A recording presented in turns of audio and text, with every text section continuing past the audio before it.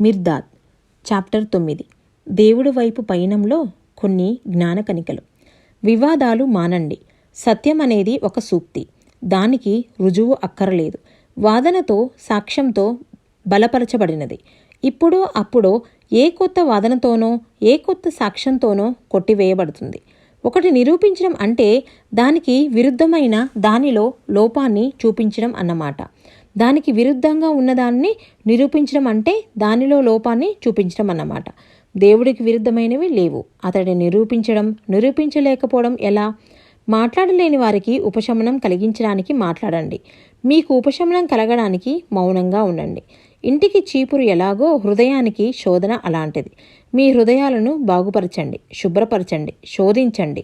బాగా శుభ్రపరచబడిన హృదయం చొరబడడానికి వీలు కాని కోట. మనుష్యులు, వస్తువులు మీకు ఎలా ఆహారంగా ఉపయోగపడతారో మీరు విషపూరితం కాకూడదనుకుంటే ఇతరులకు మీరు ఆరోగ్యమైన ఆహారం ఇవ్వండి. వేయబోయే అడుగుల విషయంలో సందేహంగా ఉంటే కాసేపు కదలకుండా నిలబడండి. మీరు వేటినైతే అయిష్టపడతారో అవి మిమ్మల్ని అయిష్టపడతాయి. అన్నింటినీ ఇష్టపడండి. ఇష్టపడి వాటి మానాన వాటిని ఉండనియండి. ఆ విధంగా మీ మార్గాల నుంచి ఆటంకాలను తొలగించుకున్నవారు అవుతారు. భరించలేని ఏహస్థితి ఏమిటంటే దేనినైనా మీరు ఏహ్యమైనది అని భావించడమే. అన్నీ కలిగి ఉండడమో ఏమీ లేకుండా ఉండడమో ఏదో ఒకటి. మధ్యస్థితి లేదు. ప్రతి ఇబ్బంది, ప్రతి సంకటము ఒకానొక హెచ్చరిక. ఆ హెచ్చరికని బాగా అర్థం చేసుకోండి. ఆ సంకటం ఒకానొక సంకేత దీపం అవుతుంది. ఒకడు రుజువర్తన కలిగినవాడు, మరొకడు వంచకుడి సోదరుడు. ఒకటి దగ్గర దారి, రెండవది చుట్టూ తిరిగి రావడం. వంచకుల పట్ల ఓర్పుతో ఉండండి. నమ్మకంపై ఆధారపడ్డ సహనం ఆరోగ్యం. నమ్మకం లేని సహనం పక్షవాత రోగం. మనఃపూర్వకమైనదేదైనా అర్హత ఉన్నా పొగడడం, పొగిడించుకోవడం వీటి వల్ల జాగ్రత్తగా ఉండండి. అనుచితమైన ప్రశంసల పట్ల, కపటమైన మాటల పట్ల మూగా చెవిటిగా ఉండండి. ఇస్తున్నామని మీరు అనుకుంటున్నంత వరకు మీరు ఇచ్చేదంతా మీరు మరొకరి దగ్గర నుంచి బదులు తెచ్చుకున్నదే. నిజానికి మీది అనబడేది మీరు ఇవ్వలేరు. వారి కోసం మీ సంరక్షణలో ఉంచినది మాత్రమే మీరు మనుషుల కోసం ఇస్తారు.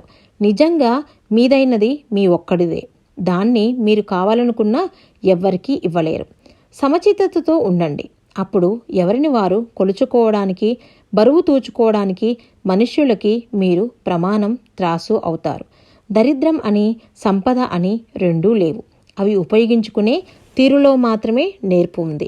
బూజు పట్టిన రొట్టెలో ఉండే గట్టిభాగం కూడా లెక్కించలేనంత ఐశ్వర్యం కావచ్చు.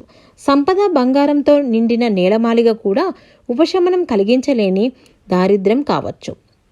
చాలా దారులు కలిసే చోట ఏ దారిలో నడవాలా అని సందేహించవద్దు.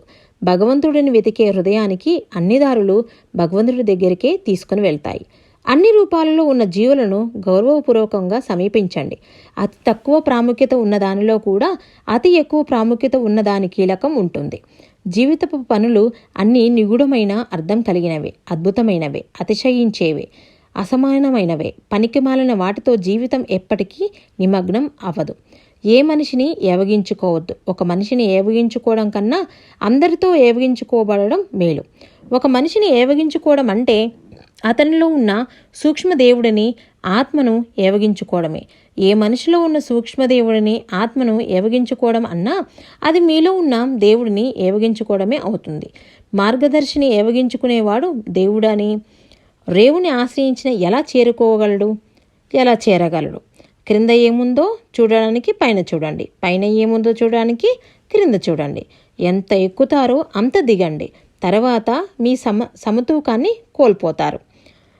ఎంత ఎక్కుతారో అంత దిగండి, లేకపోతే మీ సమతూకాన్ని కోల్పోతారు. ఈరోజు మీరు శిష్యులు, రేపు గురువులు అవుతారు. మంచి గురువులు కావాలంటే మంచి శిష్యులుగా ఉండాలి. ప్రపంచంలోని చెడును నిర్మూలించడానికి ప్రయత్నించవద్దు. కలుపు మొక్కలు కూడా మంచి ఎరువు అవుతాయి. దుర్వినియోగమైన ఉత్సాహమైన ఓ మూఢభక్తుణ్ణి చంపుతుంది. ఎత్తుగా, గంభీరంగా ఉండే చెట్లు మాత్రమే అరణ్యం కాదు. కొన్ని పొదలు, అల్లుకునే తీగలు కూడా ఎప్పుడూ అవసరమే. నయవంచనను కొంతకాలం ముసుగులో ఉంచవచ్చు, కానీ ఎల్లకాలం దానిని అలానే ఉంచలేం. అలా అని దానిని సమగ్రమైన పరిశీలనతో సత్యాన్ని తెలుసుకొని సమూలంగా గాని పెకిలించి వేయలేం. వీటి చీకటి దుష్టమైన ఆవేశాలు చీకటిలోనే పుట్టి వర్ధిల్లుతాయి. వాటి సంతతిని తగ్గించాలనుకుంటే వాటి వెలుతురుని అడ్డు లేకుండా ఉపయోగించుకోనివ్వండి. 1000 మంది మోసగాళ్లలో ఒక్కడైనా నిజాయితీ పరునిగా చేయగలిగితే అదే మహా గొప్ప విజయం. చాలా ఎత్తున ఒక సంకేత దీపాన్ని అమర్చండి. ఆ దీపాన్ని చూడమని ఎవ్వరిని పిలవకండి. వెలుతురు, జ్ఞానం కావాలనుకునే వారికి ఆహ్వానం అక్కరలేదు. అవేకికి బుద్ధిహీనత సహజం. అలాగే సగం జ్ఞానం ఉన్నవారికి పూర్ణ జ్ఞానం అన్నది బరువు. కొంతవరకు జ్ఞానం ఉన్న వారికి బరువు దించుకోవడంలో సహాయపడండి. అవివేకిని వదిలివేయండి. ఒకానొక సగం తెలిసినవాడు ఒకానొక అవివేకికి విషయాన్ని మీకన్నా ఇంకా చక్కగా బోధించగలడు. మీ బాట నడవడానికి యోగ్యంగా లేదని, మనోరంజకంగా లేదని, సహచరులు లేరని అనుకుంటుంటారు. అయినా మనఃపూర్వకంగా ఆసక్తితో నడకను సాగించండి. ప్రతి మలుపులోనూ ఓ కొత్త సహచరుడు తప్పకుండా ఎదురవుతాడు. గుర్తులు కనిపించని సువిశాల చరాచర విశ్వంలో దారులన్నీ అంతకుముందే నడవబడ్డాయి.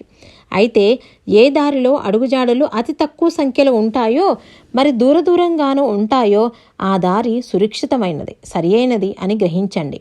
అది ఎత్తుపల్లాలతో ఒంటరిగా ఉన్నట్లు అనిపించినా నడవాలి అనుకున్న వారికి మార్గదర్శకులు దారి చూపిస్తారు. అయితే ఆ దారిలో నడవమని వారు బలవంతం చెయ్యరు. మీరు మార్గదర్శకులు అన్న విషయాన్ని మాత్రం గుర్తుంచుకోండి. సరైన మార్గదర్శిగా మీరు ఇతరులకు ఉండాలంటే ముందుగా మీరు సరైన మార్గంలో నడిపించబడి ఉండాలి. మాకు దారి చూపించండి అని చాలామంది మిమ్మల్ని అడుగుతారు. అయితే అందులో చాలా కొద్దిమంది మాత్రమే దారి పొడుగునా మిమ్మల్ని నడిపించండి అని అంటారు. మార్గంలో ఆ ఎక్కువ మంది కన్నా ఆ కొద్దిమందే పనికి వస్తారు. నడవలేని చోట కనీసం త్రాకండి. పరిగెత్తలేని చోట కనీసం నడవండి. ఎగరలేని చోట కనీసం పరిగెత్తండి. మీలో ఉన్న విశ్వాసాన్నంతటినీ మీలో నిలబెట్టుకోలేకపోతే కనీసం ఎగరండి. మీరు చూపించిన దారిలో నడవడానికి ప్రయత్నించే మనిషి తడబడి కింద పడితే ఒక్కసారి కాదు, 2 సార్లు కాదు, 100 సార్లైనా అతడిని పైకి లేపాలి. మీరు కూడా ఒకప్పుడు నడక సరిగ్గా రాని పసివారం అన్న విషయాన్ని గుర్తుంచుకొని అతడు పడకుండా ఉండేటంత వరకు అలా లేపుతూనే ఉండండి. మీ హృదయాలను, మనసులను క్షమతో పూతవేయండి. అలాంటి కలలనే కనండి. విభిన్నమైన ఉద్వేగాలతో తీవ్రంగా ఉన్న జ్వరం లాంటిది జీవితం. అది ఒక్కొక్కరి ఆవేశం, భ్రాంతి పైన ఆధారపడి ఉంటుంది. మనుష్యులు ఎప్పుడూ ఏదో ఒక భ్రాంతి జ్వరంలోనే ఉంటారు. పవిత్ర అవగాహన ఫలం అయిన పవిత్ర స్వేచ్ఛ జ్వరంలో ఉండేవారే అదృష్టవంతులు. మనుష్యుల జ్వరాలు సదా పరివర్తనం చెందుతుంటాయి. యుద్ధ జ్వరాన్ని శాంతి జ్వరంగా మార్చవచ్చు. ధనాన్ని మూటలు కట్టే జ్వరాన్ని ప్రేమను ప్రోగు చేసి జ్వరంగా మార్చవచ్చు. మీరు ఆచరించి బోధించవలసిన ఆత్మ యొక్క పెనుచర్య అలానే ఉండాలి. చనిపోయిన వారి జీవితం గురించి, జీవించి ఉన్న వారికి చావు గురించి బోధించండి. జయించాలి అనుకునే వారికి ఆ రెండింటి నుంచి విముక్తి పొందడాన్ని గురించి బోధించండి. పట్టుకోబడడంలో చాలా తేడా ఉంది. మీరు ప్రేమించిన దానిని మీరు పట్టుకుంటారు. మీరు ద్వేషించే దాన్ని వశంలో మీరు ఉంటారు. ఎవరి వశంలోనూ ఉండకుండా ఉండండి. కాలస్థితులలో ఒకటికి మించి భూగోళాలు తిరుగుతున్నాయి. ఆ కుటుంబంలో అన్నింటిలో ఒక పసిపాప అయినది మీ భూగోళం. అయితే అది ఆకర్షణీయమైన మిసమిసలాడుతున్న చురుకైన బిడ్డ. ఒక కదలిక లేని కదలిక ఎంత అసంగతంగా అనిపించే వాక్యం అయినా భగవంతుడిలోని ప్రపంచాల కదలిక అదే. అసమానంగా ఉన్నవి సమానంగా ఎలా ఉంటాయో తెలుసుకోవాలంటే చేతివేలను చూడండి. విధి, అదృష్టం అన్నవి జ్ఞానవంతుడి ఆటబొమ్మలు, కానీ బుద్ధిహీనులు విధి చేతిలో ఆటబొమ్మలు. దేని గురించి ఫిర్యాదు చేయకండి. ఒకదాని గురించి ఫిర్యాదు చేయడం అన్నది ఫిర్యాదీ పట్ల శాపంగా మారుతుంది. దేనినైనా చక్కగా భరించడం అంటే దానిని బాగా దండించడమే. కానీ దానిని అర్థం చేసుకోవడం అంటే దానిని విశ్వాసపాత్రుడైన సేవకుడిగా చేసుకోవడమే. దుప్పికి గురిపెట్టిన వేటగాడు అక్కడ ఉన్నదని కూడా తెలియని చెవులపిల్లిని చంపడం పరిపాటి. నేను చెవులపిల్లికే గురిపెట్టాను, దుప్పిని కాదు. నా ఎర నాకు లభించింది అని అంటాడు తెలివిగల వేటగాడు. బాగా గురిపెట్టండి. ఏ ఫలితమైనా మంచి ఫలితమే మీ దగ్గరికి వచ్చేదే మీది. రావడంలో ఆలస్యం చేసే దానికోసం ఎదురు చూడడం అనవసరం. దానినే ఎదురు చూడనివ్వండి. మీరు గురిపెట్టేది మీకు గురిపెడితే మీ గురి ఎప్పుడూ తప్పదు. తప్పిన గురి ఎప్పుడూ సాధించిన గురే.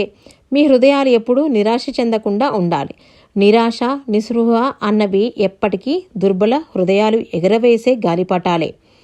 ఫలించిన ఓ ఆశ అన్నది పుడుతూ చనిపోయే ఎన్నో ఇతర ఆశలకు తల్లి అవుతుంది.